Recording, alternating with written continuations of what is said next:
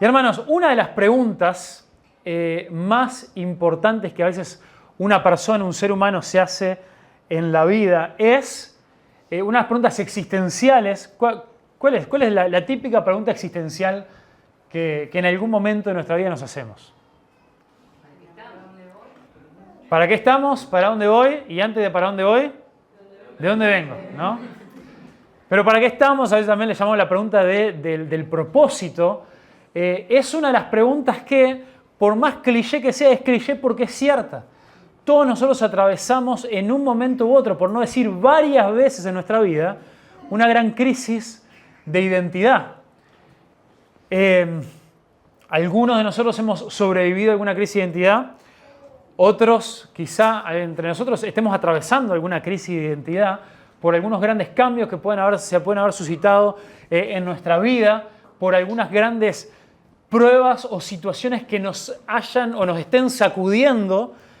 Siempre la típica crisis de identidad, que a veces suele ser la primera en la adolescencia, pero esa es la primera de muchas. Yo tengo una crisis de identidad cada vez que cumplo años. Este año me zafé, este año encaré un buen cumpleaños, pero hasta ahora creo que venía con el trauma de los 33, a ver si no parecía un juego que me quiera crucificar ahí. Llegué a los 34, así que sobreviví y dije, bueno, ya está. Y no tengo esa pregunta de, hasta los 33, bueno, para los 33 años Jesús estaba salvando al mundo, ¿y vos qué estás haciendo? Bueno, ya a los 34 ya está, ya no tengo que pensar en eso. Pero la cuestión es que todos, siempre se habla, ¿no? La crisis de los 40, la crisis de no sé qué, la paternidad, un montón de cosas. Hay un montón de eventos en nuestra vida, de situaciones que nos confrontan cara a cara con nuestra mortalidad, con nuestra existencia, con lo pequeño que nosotros somos realmente en comparación con todo lo que nosotros, aún si no venimos de una visión cristiana de entender que somos hijos de Dios, que somos creados por Dios, absolutamente todos pasamos por este tipo de crisis, ¿no? Y es por eso que vamos a estar unos meses en el comienzo de los comienzos, que es el libro de Génesis. Así que les invito a que vayan a la primera página de la Biblia, sin ser el índice, por favor. Pero podemos ir yendo ahí a Génesis, y digo el comienzo de los comienzos por varios motivos. Primero, porque el libro de Génesis la palabra Génesis significa comienzos. Pero además porque la serie, como son 50 capítulos, y algunos saben que en los 6 capítulos de Efesios estuvimos todo el año pasado, no vamos a hacer Génesis del 1 al 50, vamos a hacer Génesis del 1 al 11, que es el primer bloque en esta estructura literaria del libro de Génesis, viendo desde la creación hasta justo antes del llamado de Abraham. Y una de las cosas que comenzamos también en esta conexión que quiero hacer siempre para hacerle mucha publicidad al estudio bíblico, a la escuela bíblica de los domingos de mañana más temprano, aprovechen que después en invierno cuesta más levantarse temprano, es el hecho de que la palabra de Dios fue escrita para nosotros, pero, a ver los que estuvieron, no fue escrita a nosotros. Excelente. Y esta pequeña diferencia nos habla del desafío de cómo nosotros, antes de leer la Biblia y decir, bueno, ¿qué significa esto para mí? También tenemos que nosotros preguntarnos, bueno, ¿a quién le fue escrito esta porción de la palabra de Dios? ¿Quién fue la audiencia original, como le solemos llamar? ¿Y cuál fue el propósito original de Dios para esta audiencia? Y recién ahí nosotros tenemos la libertad de decir, bueno, entonces, ¿cuál es el provecho que nosotros le podemos sacar a la palabra de Dios? Entonces, habiendo establecido que todos los seres humanos, todas las personas pasamos y atravesamos por crisis de identidad, tenemos que preguntarnos cuál fue la gran crisis de identidad que atravesó la audiencia original de este libro. Y no sé por qué ya vamos a leer, pero esta previa es importante. La audiencia original, quienes recibieron, el autor del libro de Génesis fue Moisés. Y Moisés, como muchos saben o recordarán, fue quien Dios utilizó y llamó, después conocemos más de su historia en el libro de Éxodo, para una vez que se había formado, establecido el pueblo de Israel, increíblemente crece y se desarrolla desde sus orígenes en esclavitud, estando en Egipto, y a medida se van haciendo numerosos, van siendo fructíferos y se van multiplicando, pero el faraón, pues están viviendo en la tierra de Egipto, específicamente en la región de Gosén. Para eso esa es la parte final también de Génesis. Faraón se empieza a preocupar, dice, che, están siendo muy numerosos, están siendo muy poderosos, se empieza a preocupar que en algún momento este pueblo se quiera sublevar y se adelanta la situación y los esclaviza. Y así pasan muchos años, 100 años, generaciones, unos 400 años aproximadamente de esclavitud. Y ahí Dios llama a Moisés, no vamos a entrar en los detalles de esa historia, pero lo llama a Moisés para ir y liberar a su pueblo. Y a través de un montón de obras milagrosas para demostrar el poder de Dios, Dios libera a su pueblo y lo saca de la esclavitud. Pero una de las primeras cosas que aprendemos, o que sabemos que un pueblo en esclavitud, ellos no vivían en libertad, y uno de los motivos principales por los que Dios quiere que el pueblo salga de la esclavitud era para que le pudieran adorar. El mensaje con el que una y otra vez Dios envía a Moisés a presentarse delante del faraón es: deja ir a mi pueblo para que me adore. Y de vuelta, no llevaban muchos años de una convivencia no tan pacífica. Llevaban muchos años de una convivencia en esclavitud, una convivencia donde el pueblo opresor venía, no les permitía adorar y por tanto les imponía sus creencias, su forma de adorar y les imponía todo lo que... entonces todo lo que el pueblo de Israel conocía para el momento en el que ahora finalmente están en libertad era lo que ellos conocían de Egipto, de sus dioses, ¿no? Entonces es importante también entender de que el pueblo de Israel estaba en diálogo, estaba completamente influenciado por la forma de adorar los dioses que adoraban los egipcios y también la forma de entender al mundo de los egipcios. Entonces ellos seguían la línea, cuál era su origen, qué era lo que había pasado, sabían algunas cosas de lo que era, ¿no?, el Dios de Abraham, de Isaac, de Jacob. Pero la realidad es que toda su identidad era muy confusa. Ellos no tenían una identidad propia porque no habían vivido libertad. Y muchas veces hemos escuchado, ¿no?, esa anécdota o esa ilustración del pájaro que vive toda su vida en esclavitud y una vez que viene alguien y le abre la puerta de la cajita de la jaula, no sabe qué hacer. O si sale, enseguida vuelve a entrar, ¿no? O otros escuchado otra ilustración muy similar, ¿no?, de los elefantes en los circos, que ahora casi no hay elefantes en los circos, pero cuando era muy común, claramente un animal incontenible, pero que lo que hacían era, desde recién nacido, los anclaban en una estaca que recién nacidos no la podían vencer, los encadenaban, pero para cuando iban creciendo y tenían la fuerza de romper con todo eso, por la costumbre, se quedaban ahí esclavizados sin poder hacer nada. Y vemos en el relato que eso es lo que pasa, que es lo primero que hace el pueblo de Israel en libertad en el desierto, apenas Moisés le da la espalda. Quejarse, quieren volver y una cosa más. Que crean un ídolo. Dios hace el milagro que sus vecinos egipcios les den regalos de oro y plata para que ellos se lo lleven y no dicen pobreza, y ellos juntan todo esto que Dios le había dado como una provisión sobrenatural, lo funden para crear un ídolo.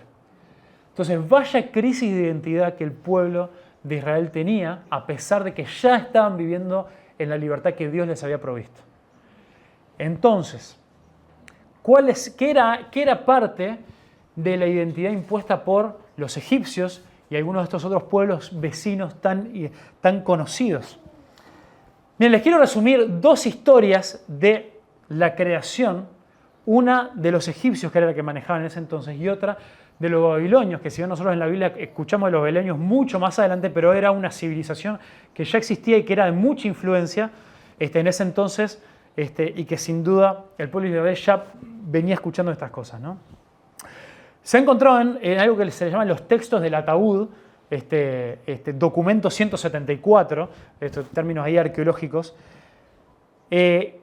cómo los egipcios tenían esta concepción de la creación del cosmos, del universo, cómo ellos hablaban de unas aguas unas aguas que tenían vida, que hablaban, y que estas aguas al hablar decían: yo soy las aguas, las únicas sin comparación. Atum era el nombre de esta deidad de las aguas. ahí es donde evolucioné. No pensemos en términos de evolución de lo que nosotros conocemos de la teoría de la evolución. Ahí es donde me desarrollé, podríamos decir, ¿no? Yo no tenía ese concepto de la evolución. En la gran ocasión al aflorar fue que sucedió. Yo, Atum, soy el creador que me creé, el que sale del huevo. Soy el que comenzó dentro de las aguas. Las inundaciones surgen de mí. Yo soy el que queda. Me hice a mí mismo como deseaba, según lo que quería mi corazón. Y de vuelta, hay otros relatos también que se van complementando, donde dice que esta deidad que surge de las aguas, después va creando a otros dioses, y él después termina siendo conocido también como Ra, que muchos conocen también los egipcios, el dios del sol, ¿no? Y este dios del sol es también el que da origen a otros dioses, ¿no? De la luna, de las estrellas, de otro montón de cosas. Después también de otro pequeño... Puede haber algún pequeño error en esto. Esto fue una traducción que yo hice del documento donde lo estudié, que estaba en inglés, ¿no? Pero después otra historia también de la creación, otro mito de la creación de los babilonios, pero que ya era de mucha influencia en esa época ya, donde el pueblo de Israel fue liberado. Esta deidad originaria llamada Apsu, que era el dios que también representaba el abismo profundo de las aguas. Ellos tenían esta concepción. Vieron que hasta la Edad Media y todo se hablaba, ¿no? De las bestias marinas y todas esas mitologías, ¿no? Y como que de ahí, antes de toda la creación, de ahí surgían las cosas y había caos. Dice, y que de ahí también había este dios Apsu, del abismo de las aguas, pero también estaba Tiamat, que era el dios de las aguas normales, ¿no? De los ríos, de los mares, de los océanos, que son dos cosas diferentes en su concepción. Y dice...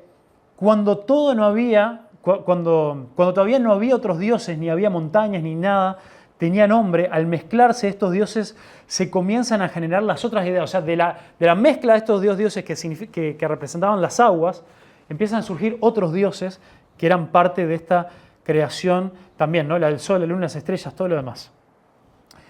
Y por último, emerge el último dios, que seguramente lo han escuchado, el dios Marduk. ¿A alguien le suena eso haberlo escuchado en otro momento? Porque este Marduk es quien quiere construir un reino en la tierra. Y comienzan esta tarea, pero Tiamat, que era esta diosa, este dios de las aguas, comienza a inundar y a hacerle guerra para que no pueda construir un reino sobre las aguas. Entonces Marduk empieza a luchar, en una lucha ahí divina entre dioses. Créanme que estoy llegando a un punto, a un lado, ¿no? Empieza a luchar y Marduk le gana a Tiamat. Y al ganarle, mata a Tiamat, lo destroza, le abre las entrañas, así de gráfico, y del contenido de las entrañas de este Tiamat crea los cielos y una barrera también para que el mar no se meta a la tierra y él pueda construir su reino. ¿Saben cuál fue el reino que construyó Marduk? Babilonia. Ese es el origen de ellos, de cómo es que surge Babilonia, como para ellos también el origen de todo lo creado.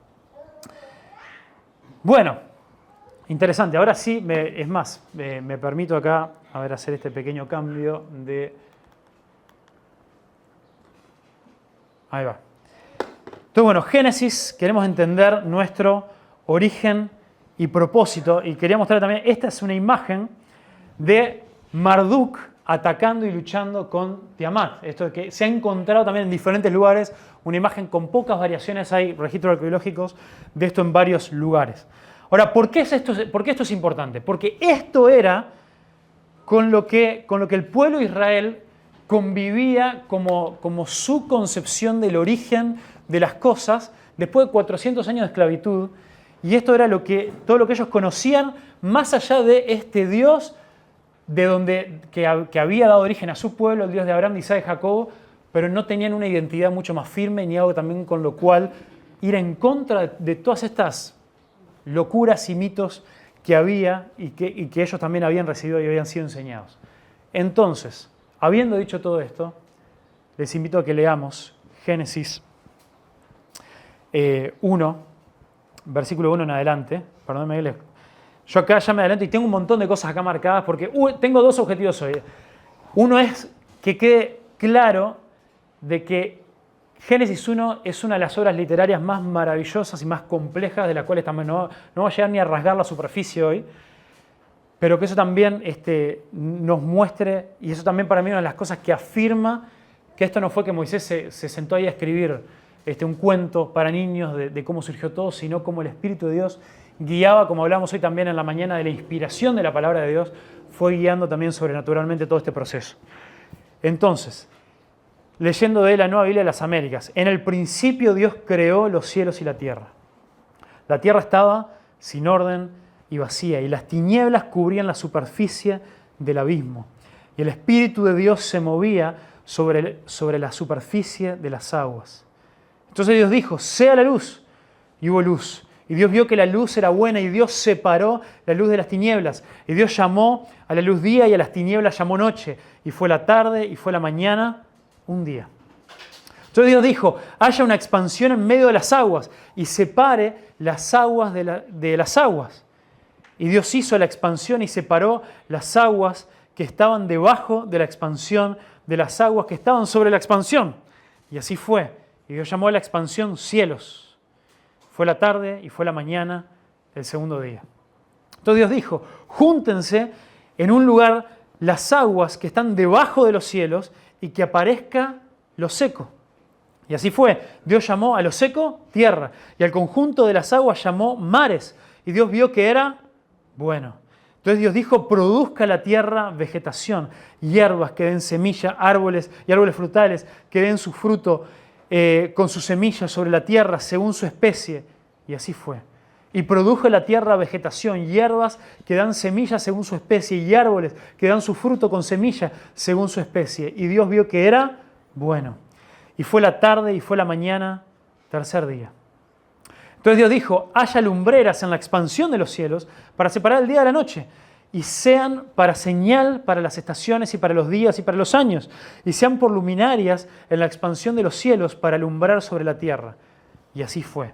Dios hizo a dos grandes lumbreras, la lumbrera mayor para dominio del día y la lumbrera menor para el dominio de la noche. Hizo también las estrellas. Dios las puso en la expansión de los cielos para alumbrar sobre la tierra y para dominar el día y la noche y para separar la luz de las tinieblas. Y Dios vio que era bueno. Y fue la tarde y fue la mañana el cuarto día. Entonces Dios dijo, llénense las aguas de multitudes de seres vivientes y vuelen las aves sobre la tierra en la abierta expansión de los cielos. Y Dios creó los grandes monstruos marinos y todo ser viviente que se mueve, de los cuales según su especie están llenas las aguas, y toda ave según su especie. Y Dios vio que era bueno. Dios los bendijo, diciendo, sean fecundos y multiplíquense y llenen las aguas en los mares y multiplíquense las aves en la tierra. Y fue la tarde y fue la mañana, el quinto día. Entonces Dios dijo, produzca la tierra seres vivientes según su especie, ganados, reptiles y animales de la tierra según su especie. Y así fue. Dios hizo las bestias de la tierra según su especie, y el ganado según su especie, y todo lo que se arrastra sobre la tierra según su especie. Y Dios vio que era bueno. Y Dios dijo, hagamos al hombre a nuestra imagen, conforme a nuestra semejanza, y ejerza dominio sobre los peces del mar y sobre las aves de los cielos y sobre los ganados, sobre toda la tierra y sobre todo reptil que se arrastra sobre la tierra. Dios creó al hombre a imagen suya, a imagen de Dios lo creó, varón y hembra lo creó. Dios los bendijo y le dijo, sean fecundos y multiplíquense, llenen la tierra y sométanla, ejerzan dominio sobre los peces del mar, sobre las aves del cielo y sobre todo el ser viviente que se mueve sobre la tierra. También les dijo Dios, miren, yo les he dado a ustedes toda planta que da semilla que hay en la superficie, toda la tierra y todo árbol que tiene fruto, que da semilla, esto les servirá de alimento. Y a todo animal de la tierra y a toda ave de los cielos y a todo lo que se mueve sobre la tierra y que tiene vida, les he dado toda planta verde para alimento. Y así fue. Y Dios vio que todo lo que había hecho y era bueno en gran manera. Y fue la tarde y fue la mañana el sexto día. Así fueron acabados los cielos y la tierra y todas sus huestes. En el séptimo día ya Dios había completado la obra que había estado haciendo y reposó en el día séptimo de toda la obra que había hecho. Dios bendijo el séptimo día y lo santificó, porque en Él reposó de toda la obra que Él había creado y hecho. Bien.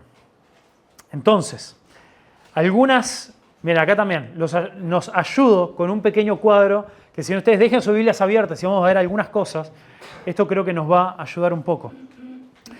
Entonces, de vuelta, extremadamente complejo. Es un ejercicio hermoso, un poco, háganlo después ustedes en casa. Se imprimen, copian Génesis 1, y si tienen impresora se lo imprimen así separado. Además, si agarran varios colores y empiezan a señalar palabras repetidas y empezar a darse un tiempo para notar patrones y para notar cosas, que es maravilloso para ver también el diseño literario que tiene, que es extremadamente hermoso. Pero notemos algunas cosas que también nos van a ser de ayuda, porque esto no es la idea es que esto no es una clase. Quiero dirigir nuestra atención hacia algunas cosas que creo que tienen un impacto directo en estas grandes preguntas que nosotros hoy en día nos seguimos haciendo. ¿De dónde venimos? ¿Quiénes somos? Y todo lo demás. Y varias cosas más, ¿no? Entonces comienza el primer versículo de la palabra de Dios diciendo: en el principio Dios. Y esto ya es importante. Esto ya es significativo. Primero, por una de las cosas que también hablamos hoy en la escuela bíblica, el hecho de cómo son las primeras palabras de la Biblia, las primeras palabras de lo que dijimos que la palabra de Dios es la revelación de Dios de sí mismo. La Biblia no se trata de mí, la Biblia no es solamente un manual de consejos para cómo vivir bien. La Biblia me habla a mí, la Biblia me da un montón de consejos y sabiduría para vivir bien, pero la Biblia principal y esencialmente se trata de Dios. Es como Dios elige revelarse y darse a conocer a sí mismo a nosotros. Y eso es importante. Y las primeras palabras de la palabra de Dios así lo muestran. En el principio, Dios. Y Dios no necesita dar explicaciones para quién Él es, ni su origen, ni dónde vino. La palabra de Dios da por sentado que en el comienzo de los comienzos Dios era y Dios estaba. No solamente hoy en día que nosotros tenemos otros mitos creacionales hoy, nosotros tenemos otras narrativas que también nos bombardean todo el tiempo sobre cómo fueron los orígenes de todo lo que conocemos, que también buscan seguir yendo para atrás y para atrás. Pero también pensemos en esta evidencia original. ¿Vieron cómo los dos, tanto en el caso de los egipcios como de los babilonios, las propias deidades que supuestamente habían dado origen a las cosas, tenían que justificar su propia existencia? Tenían que explicar de dónde habían surgido. En el principio, Dios. Y eso ya es algo que tiene que traer consuelo, que tiene que traer seguridad, que tiene que establecer en nosotros un fuerte fundamento de confianza en nuestro Dios, que nuestro Dios es el Dios que siempre ha sido, es el Dios que siempre ha estado, es el Dios que no ha competido nunca con nada ni nadie, es el Dios que por el placer de su propia voluntad, Él es quien decide tomar la iniciativa en la creación. Y qué significativo es esto, de que en el principio Dios. Y otra cosa, vieron que acá puse, ¿no? Versículo 1, puse título, porque en cierta forma en el principio creó Dios los cielos y la tierra. No es solamente un accionar de Dios y que después continúa con otras cosas que Dios hizo, sino que en el principio creó Dios los cielos y la tierra, nos está describiendo qué es de todo lo que se va a tratar en el capítulo, de la creación de los cielos y de la tierra. ¿Y cómo sabemos por cómo termina?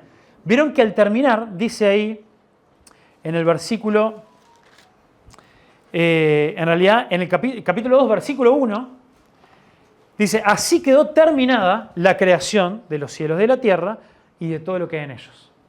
Es un sándwich, si me permiten la expresión, y esto sería el versículo 1 del capítulo 1 y el versículo 1 del capítulo 2, son los dos panes que nos dicen, bueno, de esto se trata todo lo que te acabo de decir. Entonces, y en el versículo 2, lo que tenemos es lo que le llamo el problema.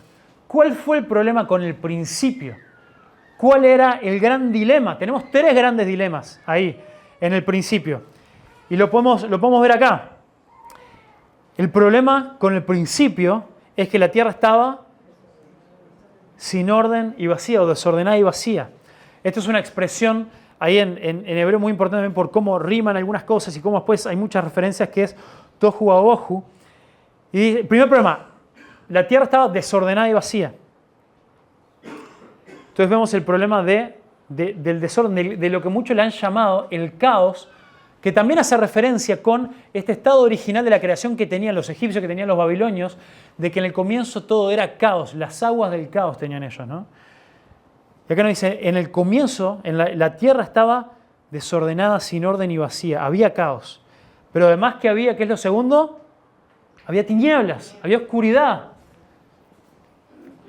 Y de vuelta, en esta concepción, no solamente que se apagó la luz, no solamente que todavía el sol no estaba, también es esta oscuridad, es estas tinieblas que tienen que ver con lo que trae caos a nuestra vida. Pensemos también en esta concepción que tenían también el pueblo de Israel, al ellos ahora ser libres, pero están en el desierto. Ser libres y que si no fuera por la providencia divina de la luz en esa columna de fuego durante la noche, no había nada que trajera más terror que personas indefensas que quedaran en una tierra desolada en la oscuridad.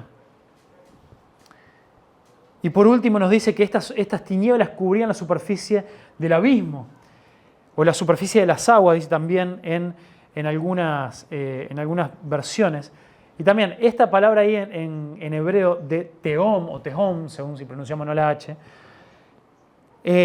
está perfectamente refiriéndose a estas aguas del abismo, que tenían también esta concepción estos pueblos vecinos y en estos otros mitos, es decir, de acá es donde todo lo malo y lo perverso surge. De acá es donde surgen también estos dioses llenos de violencia, este caos, toda esta incertidumbre de aquellos que salían a navegar y no había forma de comunicarse con ellos, y después todos los mitos que surgen de las cuestiones marinas. Todo esto surge de acá, y en este ambiente, con este problema del desorden y lo vacío, donde no hay vida, de las tinieblas y el miedo que estas producen, y del terror del abismo, es un gran problema.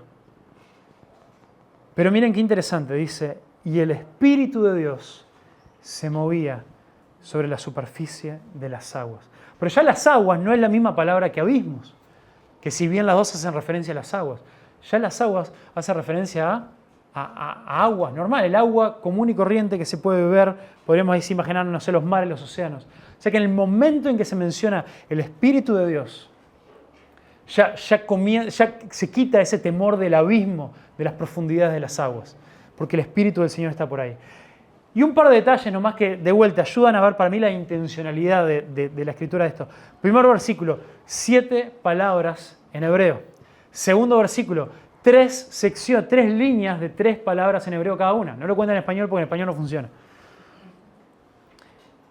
Y también va empezando a establecer este montón de secuencias de cosas ahí. No estamos hablando de numerología ni de cosas raras, estamos haciendo observaciones concretas del maravilloso diseño que tiene esto. Entonces, y después vemos, como yo les mostraba por acá, algunas características de cómo Dios comienza a traer orden, de cómo Dios comienza a crear y a separar. Otra particularidad también ahí, la palabra cuando dice Dios creó, es interesante porque en hebreo también, la misma palabra en hebreo para creó también significa y puede ser usada para significar separar. Y es interesante porque es lo que vemos que Dios está haciendo en los primeros 3 días. Vemos un bloque de 3 primeros días en los cuales Dios lo principal que le está haciendo es separando, ¿no? Separa las aguas de arriba con las aguas de abajo, después separa la tierra de las aguas y hay un montón de obras de separación. Y después tenemos otro día donde Dios comienza a llenar aquello que estaba vacío. Dios comienza a dar respuesta al primer problema. La tierra estaba desordenada y vacía. Y Dios comienza a traer orden en medio del caos y comienza a llenar de vida todo aquello donde no había vida y donde nada podía subsistir o donde nada podía existir sin la presencia y sin que la palabra de Dios comandara que eso existiera. Y vemos también Entonces vemos, ¿cuál es la separación que se da? En el día 1, separa el día y la noche. Entonces vemos cómo Él trae el orden en el tiempo. En el día 2, separa las aguas del caos en dos, arriba y abajo, dejando espacio en el medio para su orden divino y creación. En el día 3, separa la tierra de las aguas, ¿no?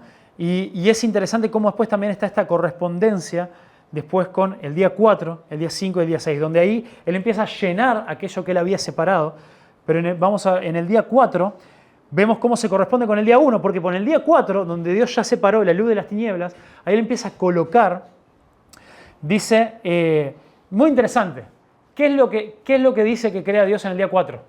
El día de la noche. Eso lo menciona en realidad en el día 1, crea la luz para separar el día y la noche, pero recién en el día 4 menciona... Bueno, acá yo no sé si capaz que alguna traducción se animó a decirlo así, pero en la mayoría, o algunas de las que buscan como acercarse más al texto, no dice sol y luna. ¿Qué dice? Luminarias. Llama una la luminaria mayor y la otra la menor. Hasta este detalle, miren qué interesante es cuando nosotros consideramos esto, el contexto y las cosas que ellos habían escuchado durante tanto tiempo. El sol y la luna, ¿qué era para los egipcios y para los babilonios? No solamente dioses, algunos de los más importantes. Ra fue el que después terminó quedándose como el dios del sol. Y ellos dependían, es una de las cosas de que ellos observaban claramente. Sin el sol, la quedamos, ¿no? Y saben que también es muy interesante porque para muchos de ellos las palabras también en hebreo para sol y para luna son las mismas palabras que sus pueblos vecinos, los cananeos y todos los que ellos iban a estar rodeados. Ellos usan esa misma palabra, que solamente es sol y luna, como nombre propio de sus dioses, del sol y la luna. No tienen como un nombre aparte.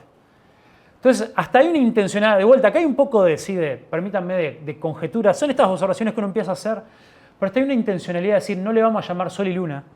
¿Sabes por qué? Porque no queremos que nadie esté pensando en otros dioses, porque nuestro Dios, el Creador, no tiene comparación, no tiene igual, y esto ni se parece a otras cosas que ellos habían escuchado, de que había otros dioses que después colaboraron en este proceso de creación. Hay un solo Dios, un solo Creador, hay un solo soberano sobre absolutamente todas las cosas.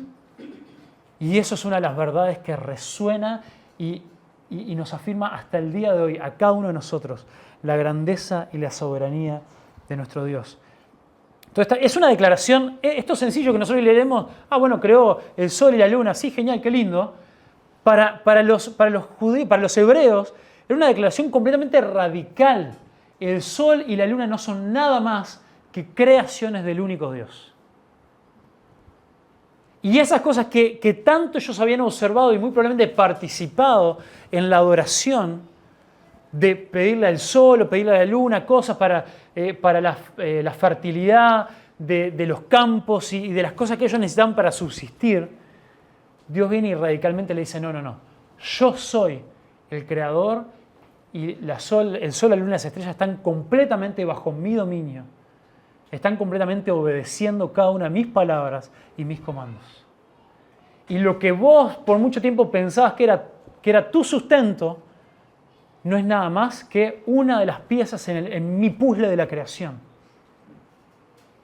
Y ahora quizás estamos preparados también para decir, bueno, una de las cosas que quiero bajar a tierra para nosotros.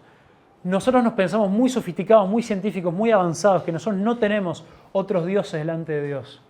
Pero si hay algo que siempre ha existido en el corazón del hombre, es la idolatría. Es una de las grandes temáticas también a lo largo de todo Génesis.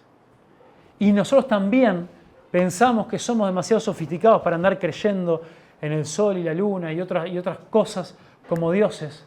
Pero muchos de nosotros, cuando estamos en momentos de necesidad, cuando nos encontramos en un desierto, llamémosle, no sé, económico, familiar, emocional, de un montón de cosas, enseguida recurrimos a otras cosas que no son Dios, que no son nuestro Creador, para buscar nuestra fuente de ayuda y de alivio.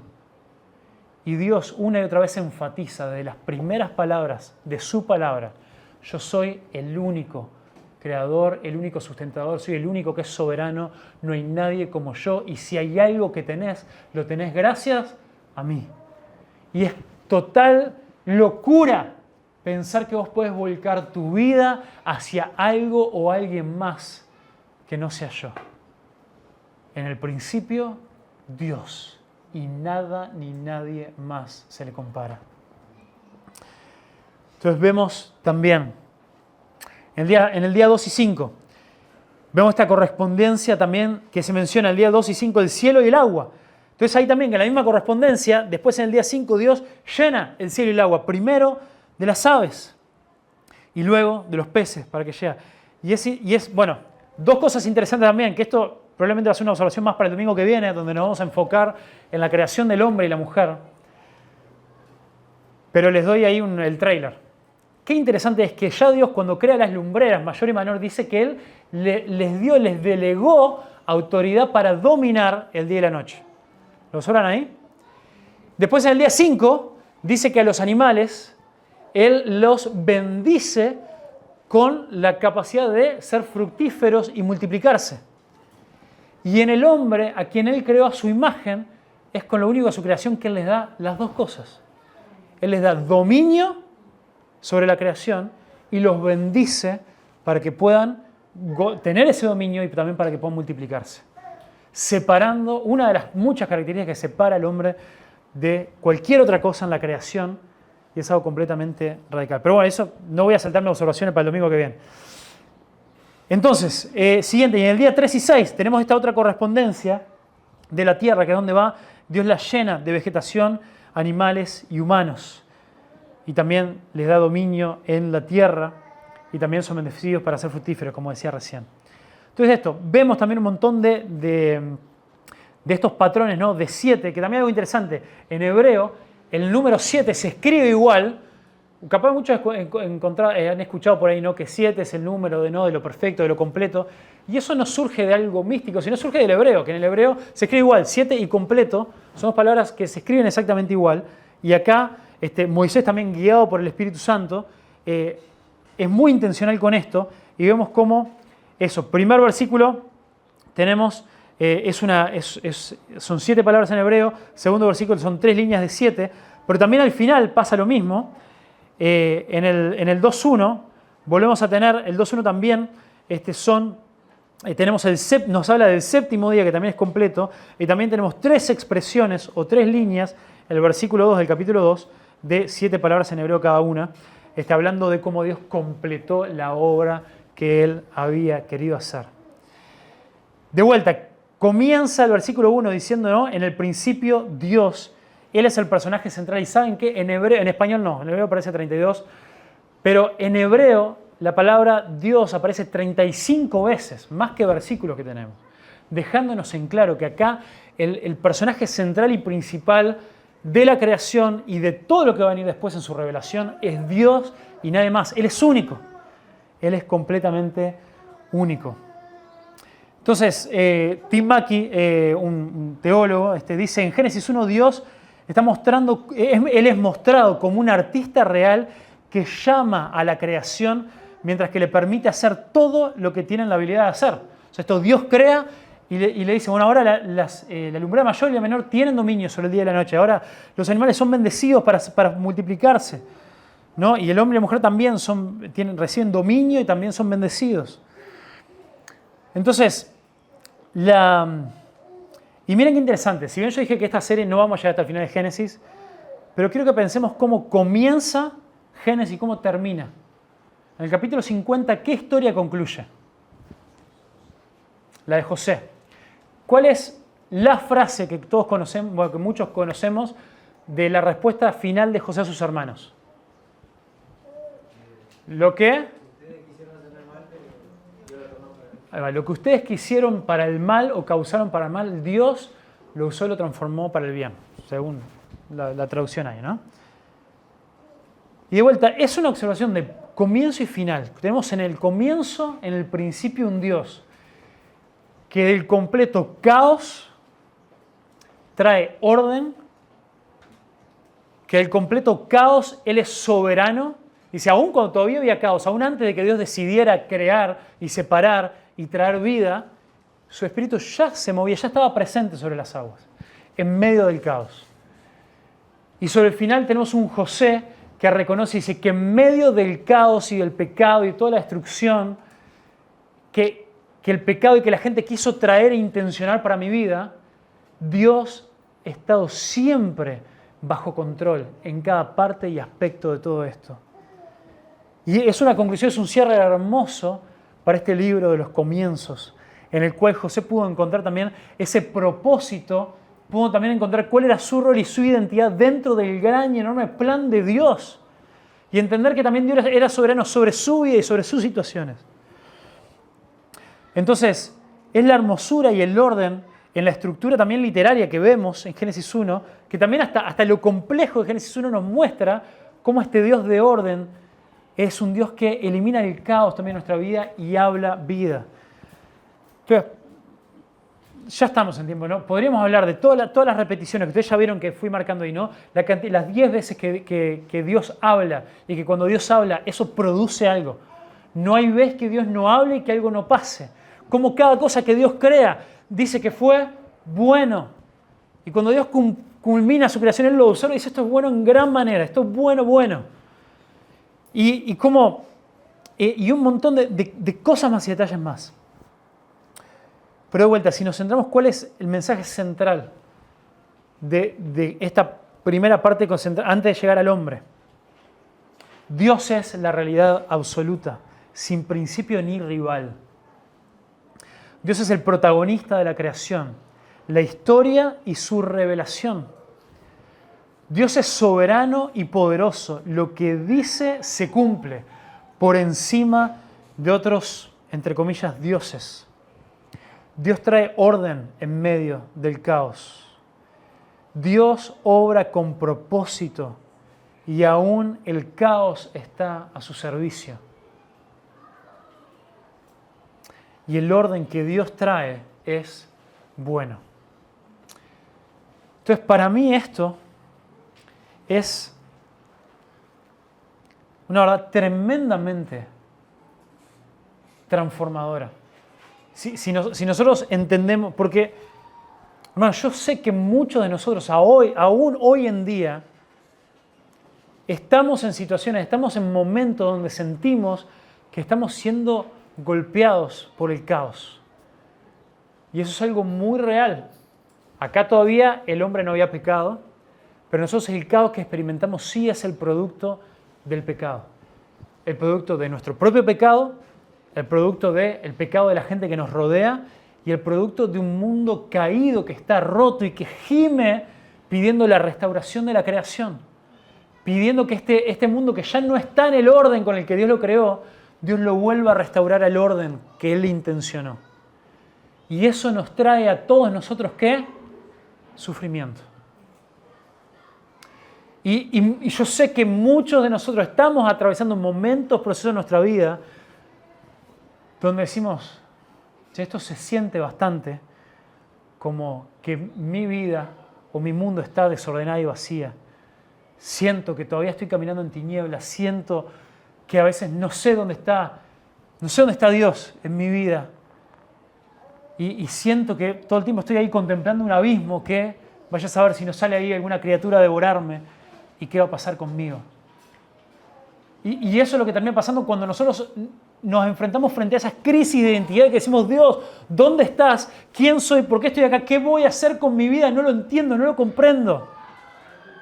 Y qué hermoso que en la palabra, en la revelación, Dios elige comenzar su revelación diciendo, yo soy, yo estoy, yo tengo poder, yo soy soberano. Yo traigo orden, yo tengo, incluso en medio del caos, yo tengo un propósito en medio de eso. Y yo utilizo y puedo, y mi palabra es la que va trayendo también orden en medio del caos. Entonces, para mí esto es un consuelo hermoso de la palabra de Dios. Es un consuelo hermoso para cada uno de nosotros que muchas veces luchamos. Y que muchas veces también cuando muchos de nosotros luchamos desde nuestro pecado, ahora no solamente que estoy atravesando pruebas, sino también luchamos con la realidad de que a veces nosotros no queremos, Dios habló y nosotros no queremos obedecer su palabra.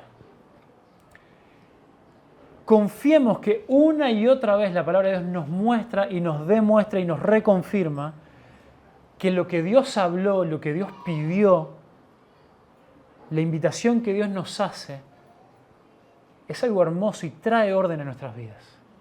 Reconozcamos que mucho del caos en nuestra vida vino a consecuencia, y esa consecuencia, de no haber seguido el orden y el consejo de la palabra de Dios.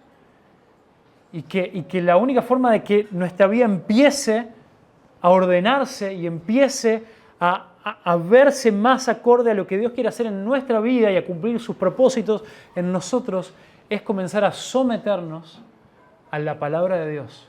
Incluso en momentos donde no la entendemos. Incluso en momentos donde nuestro corazón está rebelde y no quiere hacerlo. Las palabras de Dios son buenas, son vida y son poderosas. Y Dios también, así como cuando Él creó los cielos y la tierra, quiere traer también orden a nosotros. Y Dios lo ha hecho y nos da esa posibilidad a través de su Hijo, Jesucristo. Aquel que la palabra de Dios nos dice que en el principio, dice Juan, era el verbo y el verbo era con Dios y el verbo era Dios. Y es también el mismo verbo quien creó por el poder de su palabra todo lo que hay y todo lo que existe. Y cuando nosotros decimos Dios creó, ya nuestro Señor Jesús estaba ahí. Nuestro Señor Jesús estaba ahí obrando, creando, estaba ahí trayendo orden. Y es ese Jesús quien cuando nosotros rompimos y desordenamos todo el mundo y nuestra vida, tema en el cual sin duda profundizaremos más en Génesis 3. Él dijo, yo voy a ir, yo voy a entrar en el tiempo y en la historia para vivir la vida que ningún humano puede vivir y para morir una muerte que ningún ser humano puede morir, para poder volver a traer orden en medio del caos. Y ese es el Evangelio que hoy también quiere traer vida y restauración a cada uno de nosotros. Así que, ¿de dónde venimos? Venimos de un amoroso creador que sin ninguna necesidad de nosotros, Él quiso crear todo lo que existe por amor a su nombre, para su propia gloria, pero con un corazón de una increíble generosidad para compartirlo con nosotros. También es un poco spoiler el domingo que viene. ¿Y para qué estamos? Ahora sí, solamente olvidándonos de nosotros. Estamos para contemplar a este Dios. Este Dios no introdujo al hombre y a la mujer en el sexto día y todo lo anterior, cosas maravillosas, increíbles de llegar a comprender. Él no necesitaba ninguna audiencia para andar maravillando a nadie. Él es maravilloso, Él es glorioso, Él es digno, por encima de todo y todos. Y Él no nos necesita, Él es soberano. Así que si una de las aplicaciones más concretas que te puede llevar hoy es simplemente el contemplar la hermosura y la gloria de este Dios, ya cumplimos. Queremos nuestros rostros. Padre Celestial, te alabamos por tu palabra.